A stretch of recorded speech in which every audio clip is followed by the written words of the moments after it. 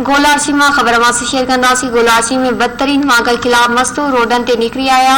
शहीद फासिलराव गेट ते धरणो हणी सख्त नारेबाज़ी कई वई आहे। अटो खंड घी सुधो आम वापे जे शहर में बासबब पूरी सख्त परेशानियों के मुंह ॾियण ते मजबूर आहिनि। मज़दूर अखबारनि जो चवणु आहे त सॼो ॾींहुं तगारी खणण जा 500 रुपया दिहाड़ी मिलनि था, जेको सरासर नाइंसाफ़ी आहे। हुन चयो त मज़दूरनि जो अजूरो 500 खां वधाए 1000 करे मज़दूरनि जा मसला हल कया वञनि। ॿी सूरत में एहतजाज जारी रखियो वेंदो। गोलाची मां खबर से शेयर कयूं पिया। गोलाची में बदतरीन महंगाई खिलाफ मज़दूर रोडन ते निकरी आया आहिनि। शहीद फासिलराव गेट ते धरणो हणी सख्त नारेबाज़ी कई वई आहे। अटो खंड घी सुधो आम वापे जे शहर में बासबब पूरी सख्त परेशानियों के मुंह ॾियण ते मजबूर आहिनि।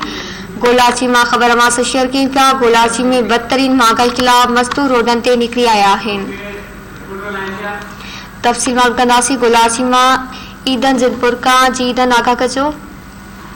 जी आऊं तव्हांखे ॿुधाईंदो हलां त अॼु 200-300 खां वधीक जेके मज़दूर आहिनि त टीवी चैनल पंहिंजो शहीद फासिलराव चौक खां टीवी जन क्लब ताईं इhtजाजी रैली कढी वधंदड़ महांगाई ख़िलाफ़। उन मौक़े ते मज़दूरनि अॻुवाट अब्दुल्ला ज़िनफुर रियाज़ तुनियो ऐं ॿियनि ॻाल्हाईंदे चयो त हीअ वधंदड़ महांगाई असांजो जीवन जंजाल करे छॾियो आहे।